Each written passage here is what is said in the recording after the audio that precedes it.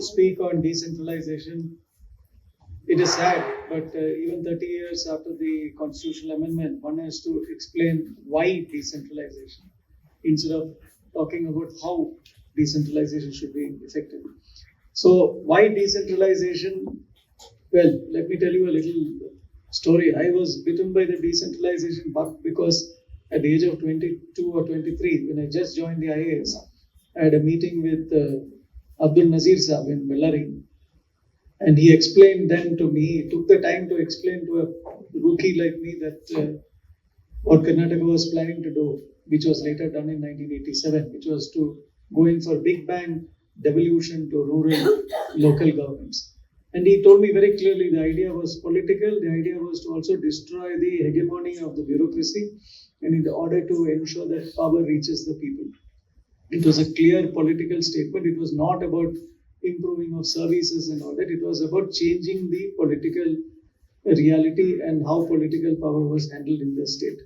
I was lucky enough to be part of that exercise and it bit me completely. And because I realized quite early in surveys that the problems of the state then were so enormous that the bureaucracy, however well-intentioned, could not single-handedly change the scenario. Ultimately, people had to take charge of their schools, their hospitals, their nutrition and other facilities and ensure that they get the best services. And this didn't really do wonders for my career because at every stage I was in these backward jobs, or at least what people considered to be backward jobs. I didn't think that they were bad jobs. And every day one was exposed to some toxic statement by a colleague or by a politician saying that this is never going to happen and so on and so forth. So on one of those days, I met this gentleman who became a good friend. He was working with the World Bank and he was doing exactly the same thing that I was doing in the government in the World Bank. He was trying to push the World Bank, which is a highly bureaucratic and centralized institution, to accept the fact that democratic decentralization is something that they should be doing in different countries. And I asked him what was his life-changing moment. It so turned out that he was a Portuguese gentleman and he was just in his early 20s when the dictatorship of Salazar in Portugal came to a close. And there was a sudden flowering of democracy in Portugal. And at the age of 22 or 23, he became the mayor of Portugal, of Lisbon town. And how it happened was that he was an architecture student who actually went and worked in a slum. He's an elite gentleman who worked in a slum. And by working in the slum, he became so popular that he ultimately was elected as the first mayor. And there was no political talent in the country, considering that Salazar had been in power as a dictator for several decades. So this gentleman was picked up and he was pitchforked into the job of being the mayor of Lisbon. Subsequently, of course, he turned into a career bureaucrat. He joined the World Bank. And he told me one thing, Luis Constantino. He told me that, you know, why he did decentralization?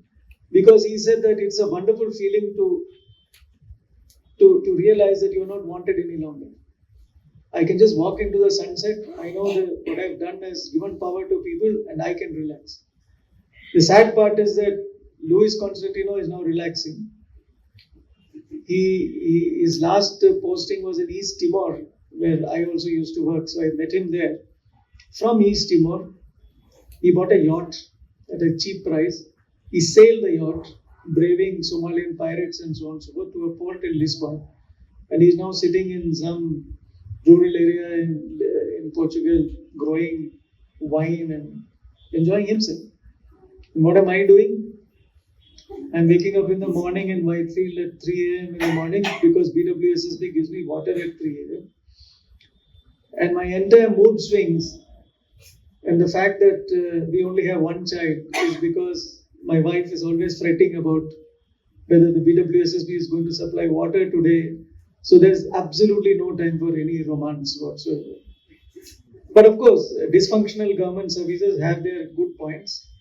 My mother, who passed away last year around the same time, she passed away on September 1st, was a shade below 103 years old. And every year, some government department would mess with her. They would either increase her property tax or backbill her for BWSSB.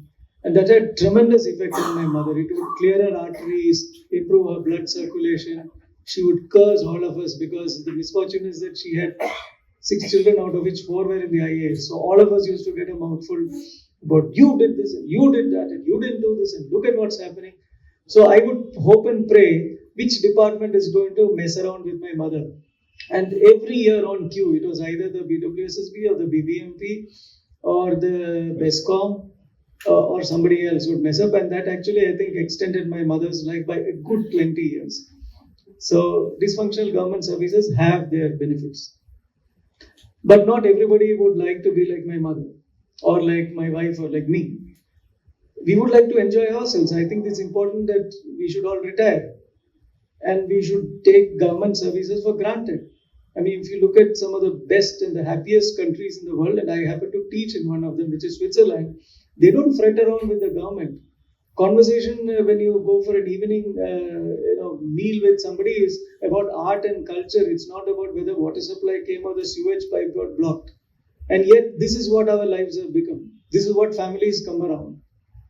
Right? And this is exactly the kind of mahal that we are bequeathing to our next generation. It's ridiculous. It's absolutely ridiculous, and it's going from bad to worse. And every morning, these days, I just don't even read the newspaper because it's just not worth it. I mean, you open the newspaper, and bad language is not good for your health in the morning. You can't say many things. So that's why we need democratic decentralization, so that we can enjoy ourselves, we can lead happy, creative lives, and we can retire. And things can run like clockwork. Now, how do we plan to do that in India? We pass laws. Now, regarding laws, a decade back, another good friend, Land Pritchett, wrote this paper called The Flailing State. I wonder if you've read this paper, The Flailing State, in which he described India as being quite proficient in doing things that require compliance to certain protocols. Like, for example, we do conduct elections, we do deliver post, we do a lot of those things where people just have to follow instructions. But we do things badly when it involves an element of discretion and involves multiple numbers of people. So we don't get our education system right, we don't get our health system right, we don't do small things which have to be done at the local levels because our decentralized administration is just not capable of exercising discretion. He also points out another paradox where he says that at the same time India produces good laws where discretion is used, but it's used by a few numbers of enlightened people, and he pointed out to India's record in the constitution making or in legal provisions and so on and so forth. So I don't agree with Land as of today, because I think Indian laws are typically written in a verbose manner with plenty of rhetoric, and they're poorly implemented, but they're badly written. And going by the evidence of this draft bill, I think that Land is wrong. At least certainly he's not been right about how laws have been written in the past decade in this country. Now, there are certain design elements in the current draft of this law with which I concur and I appreciate, and I will come to that at a later point, but the overall feeling that I get is one of disappointment. This is because if it becomes law, as Katyani said, will leave both the letter and the spirit of the 74th Amendment of the Constitution well and truly killed and buried. I'm amazed at who has come up with this draft, honestly. There can only be two conclusions, and both of them are sinister, which I can draw. First, that those who drafted this document have been completely unaware of the existence of the 74th Amendment. Or second, they were well aware of it and went ahead with a cold-blooded intention of subverting the 74th Amendment. Now, why has this happened? And what are the inherent contradictions that underlie this very sly approach at urban centralization? I think the reason lies in the political economy of Karnataka. And here I'd like to draw attention to a significant paradox about Karnataka's approach to democratic decentralization. Karnataka has been a pioneer in democratic decentralization in rural areas from the days of Ramakrishna Hegde and Abdul Nazir Saab. Even though there was strong political resistance from MLAs who did not wish to see their informal hegemony over their political ranks diluted, nobody, not a single MLA, overtly attempted to sabotage democratic decentralization in rural areas. They might whisper to you, saying idella maadabaradu, but they could not actually stand up and say from a public forum that they oppose Gram Sabhas, Gram Panchayats and Zilla Parishads. And while there were times in Karnataka where there was pulling back of rural decentralization and stagnation, the law was constantly reviewed. There were at least 2 attempts to pull back very badly. And those drafts were drafted by, not by politicians, but by bureaucrats. Horribly regressive amendments which took away all the powers of the panchayats were proposed. On both occasions, the draft did not come to fruition. And I think that should be very encouraging for us. Of course, on both occasions, the government fell also. So we created a big story saying, because politicians are very superstitious. So he said, Nodi, ನೀವು panchayat Raj act ಅನ್ನು ನೀವು touch ಮಾಡಿಬಿಟ್ರೆ ನಿಮ್ಮ ಸರ್ಕಾರ ಬೀಳುತ್ತೆ ಅಂತ ನಾವು ಒಂದು ಬ್ಯಾಡ್ ವಾಸ್ತು ಒಂದು ನಾವು ಕ್ರಿಯೇಟ್ ಮಾಡಿಬಿಟ್ಟಿದ್ವಿ. So it did not happen. ಆದರೂ the law was constantly reviewed. In 1993, it was reviewed to include the imperatives of the 73rd Amendment. In 2002, it was reviewed by my minister and my mentor, Mr. M.I. Gorpade. It went through a select committee, and I can tell you that it emerged stronger after going through a select committee. Many amendments were suggested because we picked and chose people onto the select committee who were actually progressive and cutting across all party lines. So there are party champions for decentralization in all the parties in Karnataka. 47 amendments were made, and that is the time in 2002 when we created ward committees, ward sabhas and gram sabhas, a 2-tier mechanism of consultation, because Karnataka has 22,000 villages but only 5,600, now 6,300 gram panchayats. So at the gram panchayat level, if you have a gram sabha, it becomes too large and unwieldy. So we created the concept of area sabhas, which was only then tried only in Kerala. We were the second state to do it, and we adopted it. Again, subsequently, in 2016, under the leadership of the present law minister, when he was rural development minister, we undertook a series of amendments. It was a Ramesh Kumar committee was constituted. I happened to be a member of the Ramesh Kumar committee. It had champions from all parties in it. It was piloted through the assembly. MLAs rumbled and made noises, but not a single MLA stood up and opposed it.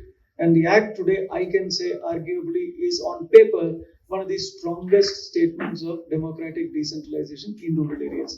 In fact, I tell my friend from Kerala, Mr. Vijayanand, who's a champion there and again a mentor of mine, that as far as the legal statement goes, as far as financial architecture goes, Kerala is better, but as far as the legal statement goes, Karnataka's legal statement on Panchayati Raj is one of the strongest in the country. So what really is the battle ahead? It is to operationalize a very strong law. And that is being done by the Panchayat Maha Okkuta, which is a collective of more than 1 lakh Panchayat members. And these Panchayat members are no longer illiterate people as they used to be in the past. We have PhDs, we have 95% of them have smartphones, we have a large number of them are graduates, and therefore they are now collectivizing and providing formidable opposition to MLAs. And I am 100% sure that eventually rural decentralization will be actualized in Karnataka because of this process. And this has been a political process. But on the other hand, and this is a paradox, the legal landscape with respect to urban governance has been completely chaotic in Karnataka. The Karnataka Municipal Corporations Act, under which Bangalore was 1976, under which Bangalore was governed, was not revamped after the 74th Amendment. It just continued as the existing law. Unlike the rural law, where a new rural law was enacted in 1993, there was no new Urban Corporations Act enacted in 1993. The old act continued. Piecemeal and knee-jerk amendments to the law were added. It made the document equivalent to a sprawling slum on Bangalore city's outskirts, a disorganized document with several repetitions, provisions that ought to find a place in the rules rather than in the law. For example, the 1976 law, even today, contains provisions on smallpox. Smallpox has been completely eliminated, yet it has got elaborate provisions on smallpox. Even simple things like this were not removed. So the law became a very disorganized document, and it left nobody the wiser as to the roles and responsibilities of elected representatives, people, sabhas and officials. Now this paradox of Karnataka being a champion of rural decentralization and being completely neglecting urban decentralization. Do you know that Karnataka has never, not even on one occasion, since 1994, conducted the urban elections on time? Not even once. Karnataka, in fact, has mastered the art of not holding elections by the simple process of announcing a reorganization of urban areas just prior to the election. They did it when BMP became BBMP, they are doing it now. And courts have been completely powerless to stop it. Which also brings me to the next big problem, which is that courts are also quite ignorant of the 73rd and 74th Amendments. I might say that many years back, I was invited to a seminar in the National Judicial Academy and had the privilege of speaking about democratic decentralization at a seminar that was actually chaired by Justice Verma, who was retired Chief Justice of India, with Mr. Nariman sitting on one side.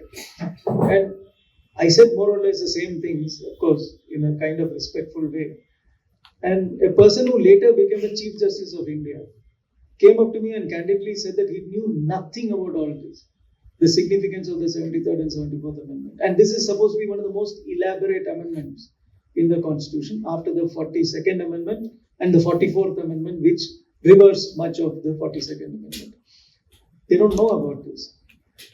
So what is happening is, this is also interwoven with the political economy, and let me say something cynical but true about Karnataka. The neglect of urban decentralization, in my opinion, is driven by the imperatives of political ambition interwoven with corruption. For long, politicians in Karnataka have seen urban areas, and particularly the city of Bangalore, as providing ample opportunity for accumulation of illegal wealth. Officials have often joined them in this endeavor.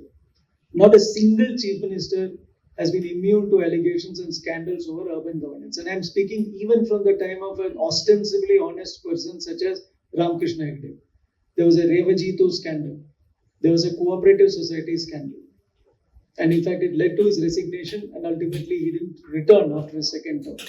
There was president's rule, and Virendra Patil came to power. I think Virendra Patil was probably the only chief minister who did not have an urban scandal to his name, because a poor gentleman had a stroke and his term was ended prematurely. He had to leave and Bangarappa became the chief minister. So, not a single chief minister has been immune to allegations, and whether it is regarding handing over of contracts or changing land use regulations. Reconveying of land. You notify land for acquisition and then you amend the notification, which is not permitted under the law, and which is also prohibited by the Supreme Court. This has been done with impunity.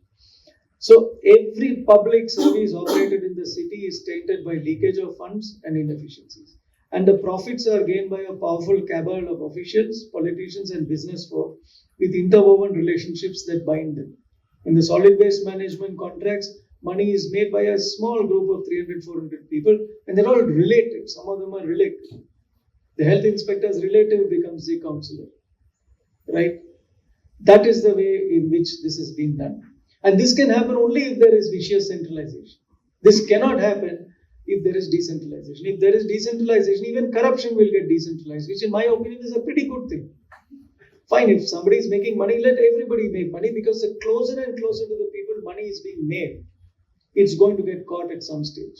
I would rather have decentralized corruption than centralized corruption. Now, decentralization in urban areas, as done in the same fashion as done in rural areas, would destabilize all these long-standing arrangements. So nobody with any political sense, cutting across any party, will willingly give up the opportunities for patronage that the lack of urban decentralization offers.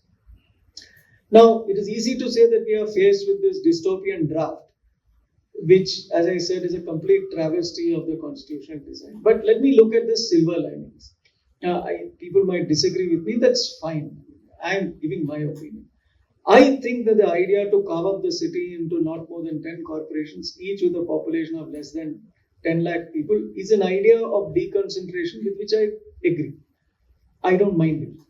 I think it's pretty good. It can set up a competitive system.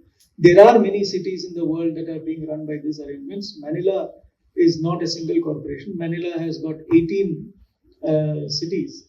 And in fact, the government has set up a competitive system by which the cities of Manila compete on a series of transparent criteria to decide on who is the best. Of course, certain things are not competed because, if you have competing jurisdictions which have the power to set their own tax rates, you can end up with what is known as a race to the bottom, where jurisdictions reduce tax rates to the detriment of everybody. So there are certain restrictions in Manila, but at the end of the day, Manila is a city that does pretty well with 18 corporations. Now, similarly, if you go to Brussels, and Brussels is a tiny little place, it has also got about 18 to 20 independent cantons, which were not cantons, communes, which constitute the city of Brussels. And they are so decentralized that even the police stations are run. There are 18 different police jurisdictions that work independent of each other in the city of Brussels.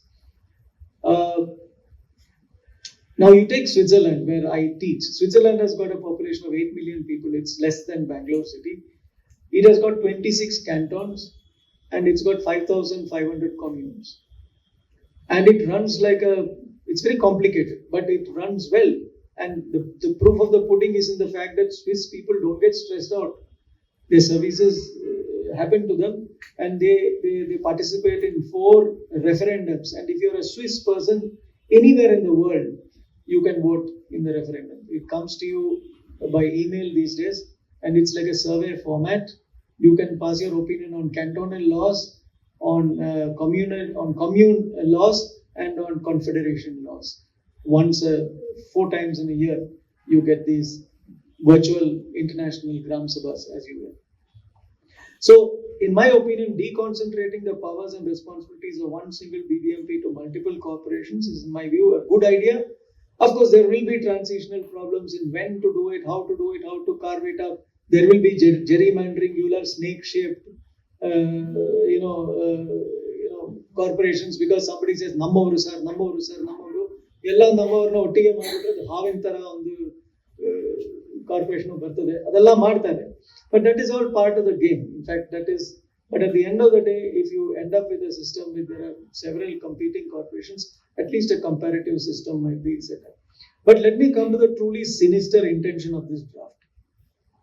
The draft intends to set up a Greater Bangalore Authority, which is a body corporate chaired by the CM with the minister in charge of the Bangalore development as vice chairperson, chief commissioner, who is an IAS officer, of additional chief secretary rank as a member secretary, the ministers of home, urban development, transport, energy, and ministers elected from MLA seats in the Greater Bangalore area as members, all mayors of the city corporations, 2 members from each city corporation, the commissioner of BDA, chairperson, BWSSB, MD of BMTC, BMRCL, BESCOM, police commissioner, CEO of Metropolitan Land Transport Authority, and everybody else as members. In addition to all the commissioners of the city corporations, all MLAs from the areas are members but non-voting members. Now, what's the role of the GBA? Just about everything. To coordinate, execute. This is what I meant about laws being written badly. Coordinate, execute, and administer planned schemes and major projects, including those that cut across so they can also take up smaller projects, including those that cut across multiple jurisdictions, such as the construction and improvement of arterial roads, elevated expressways, and major flyovers, etc. It can issue binding directions to everybody. It can maintain the GIS, intelligent transport systems. I'd like to see an intelligent transport system and other tech-based solutions. And it is supposed to integrate and supervise the activities of public authorities, including all the parastatals. Now, how is it supposed to do it? Where does its financial resources come from? It is positioned as a giant financial tapeworm, a parasite, with all corporations in the city in its vice-like grips. Its fund comes from upward devolution. A percentage is an extortionist. A percentage of the revenues of each corporation is supposed to move upward into the coffers of the GBA. The government shall also allocate, as per recommendations of the Finance Advisory Committee. They have set up something called a Finance Advisory Committee, which is supposed to comprise of 20 Punyatmas, not elected, just appointed by the government, and they will give advice. Please remember, advisors don't have accountability. I've been a consultant, so I've enjoyed that. Right? We hang around on the sides and we pretend to be intelligent and give consultancy advice. But at the end of the day, whoever is implementing it is the person who's going to face the brunt of the music. Right? So we have a financial advisory committee which will then decide that how much money should go up, and then this parasite then decides how much money will be given to the Bangalore Solid Waste Management and other corporations and everything else. In fact, the only thing that is supposed to go to them throughput, at least on paper as it looks like, are the Union Finance Commission grants and the State Finance Commission grants, which statutorily and constitutionally the state cannot divert. So for that purpose, but they will find some invidious way of doing it. For example, State Finance Commission grants going to panchayats are actually now taken away for payment of electricity bills by the Gram Panchayats without fixing meters on this. And don't tell me about this because my wife used to be finance director of the KPTCL, and my son has prohibited us when we were in service from talking about panchayat electricity bills because he said he hates to see the sight of blood. Because my wife and I have been driven to the brink of divorce because of panchayat bills being deducted at source without giving bills. I'm glad she's not here. Anyway, so this is the position. In addition to that, now look at the fund here. You say that you want to get a proportion of the taxes to be devolved upwards to this corporation. But at the same time, you also have the power to approve the rates for property tax and the property tax rebates. So for a political reason, this organization sitting on the top, which is not elected by the Bangalore city, but consists of ex officio people, including a number of IAS officers who will never need to get elected, are going to tell you to give a rebate on property tax and then say that you give us this money. So you squeeze my income and then control and extort money from me. I mean, this is incredible, the kind of things that, whoever has written this up is master. Really diabolical chat. So this is what has been done. So this is the kind of control that this body has. And you see, when you speak about accountability, there's something called political accountability. Both the bodies involved here, which is this appointed superstructure of the GBA and the Finance Advisory Committee, have zero political accountability. Zero. You and I as citizens, we cannot do anything about who is going to be appointed, and if they make a mistake, we can do nothing, absolutely nothing to hold them responsible. Right? So the intention is to create a state non-accountable dictatorship comprising of the political executive of the state government and state parastatals over the corporations of Bangalore city, advised by a bunch of consultants. And there cannot be a greater travesty of the spirit of democratic decentralization than this draft. Now the funny thing is, when you write a draft like this, you make huge mistakes also. So in the haste for brutal centralization of powers, particularly financial powers, the drafters of the law have left many loose ends untied. See, whenever you set up new institutions, you must consider the fate of old institutions. Right? Euthanasia must be applied where old institutions are irrelevant. However, this is a feeble hope because the prime purpose of a bureaucracy is to reproduce itself. That is the first purpose of a bureaucracy. And that is exactly what one sees here. A mention of the BDA as one of the members of the GBA shows that the BDA is expected to continue to exist. What will the BDA do? Almost everything that the BDA is going to do is supposed to be taken over by these people, and yet the BDA is mentioned as an ex officio member. The fate of the 15 other planning authorities, the various IAPAs, every alphabet is covered by some DIAPA, CIAPA, NIAPA, PIAPA, Yesto IAPAs ide. Ella kade. All over Bangalore, there are these EAPAs. Now, all these EAPAs also, I suppose, will continue. If the BDA continues, all the planning authorities that are surrounding Bangalore will also continue. Now, what about the constitutionally mandated Metropolitan Planning Committee, which the government has been forced to constitute because of a court directive? Right? Given that the court had no choice but to issue it, because somebody went in a PIL to the High Court, it says there shall be a Metropolitan Planning Committee and the ತೋರಿಸಿದ್ರು. ಹೌದು, shawl ಇದ್ರೆ ಮಾಡು ಅಂತ ಹೇಳಿದ್ರು state government ಮಾಡಿದ್ರು ಅಷ್ಟೇ. ಅದಾದ್ಮೇಲೆ what is the relationship between the Metropolitan Planning Committee and this law? Simple. Word nalli I just did a search. Metropolitan Planning Committee ಎಲ್ಲಿ ಬರುತ್ತೆ ಅಂತ ಡಾಕ್ಯುಮೆಂಟ್ ನಲ್ಲಿ 204 pages ನಲ್ಲಿ ನೋಡಿದಾಗ section 106B of the draft bill, which speaks about the functions of the ward committee, says that the ward committee shall prepare and submit an annual ward development plan drawn up in accordance with the plan prepared by the Bangalore Metropolitan Planning Committee, MPC, and the city corporation. That's it. So at the ward level, they are going to consider the plan prepared by the MPC. The word MPC does not appear anywhere else. No, not in. I did a search in the document that you gave. Please enlighten me. Huh?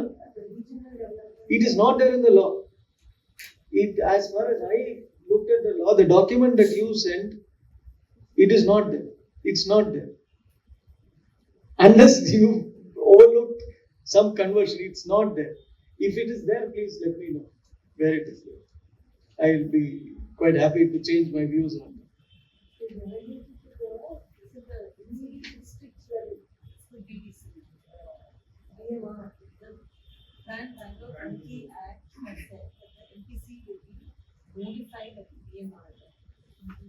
The Brand Bangalore Act is separate from this act? That is not an act.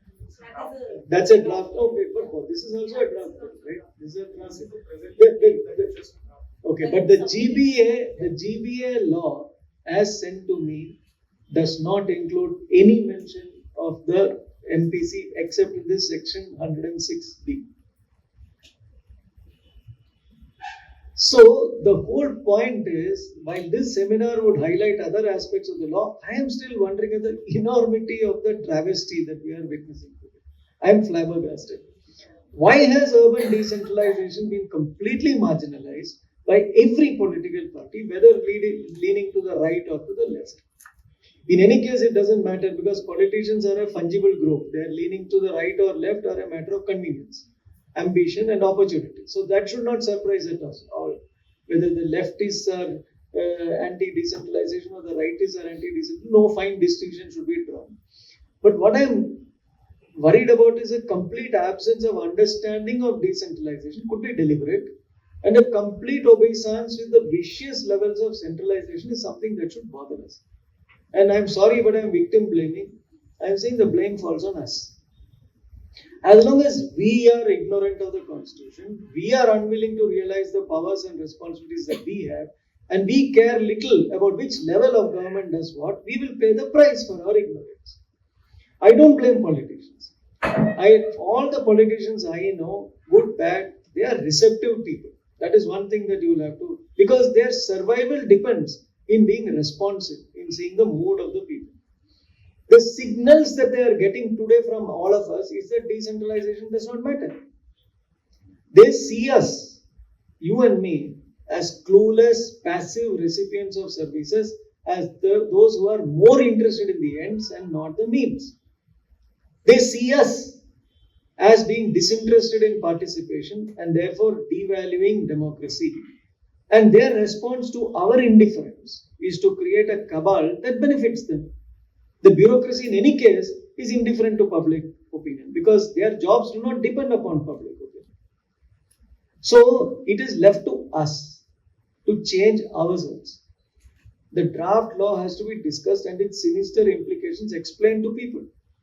Yet at the same time, merely opposing the corporate takeover of the city will not do unless you are able to provide an alternative that is constitutionally compliant. Do we have an alternative draft?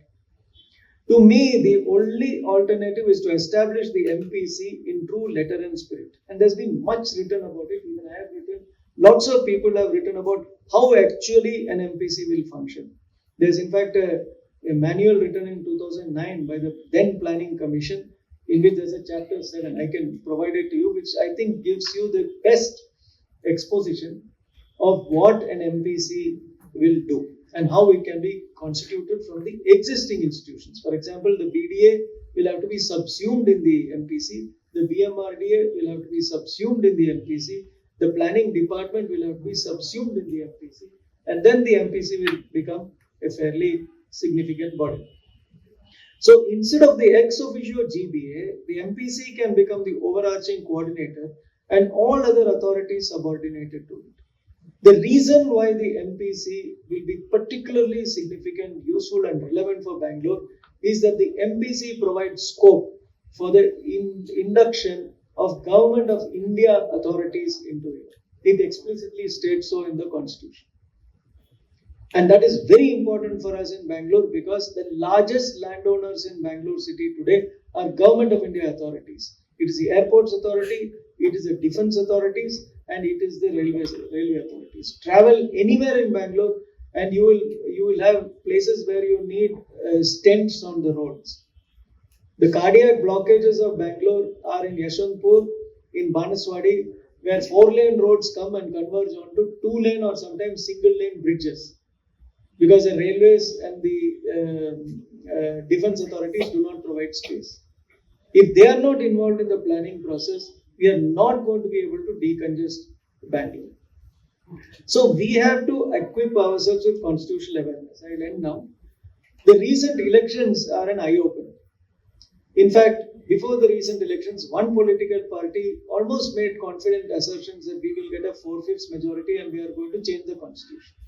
Another political party, and particularly its leader, changed the narrative. How was he able to do it? The constitution, particularly its preamble, its underlying core principles and the fundamental rights became an election issue in very simplistic ways. So we have to look at the same strategy and make the 73rd and 74th amendments election issues. And expediting our arrival to that fateful day, it lies with us.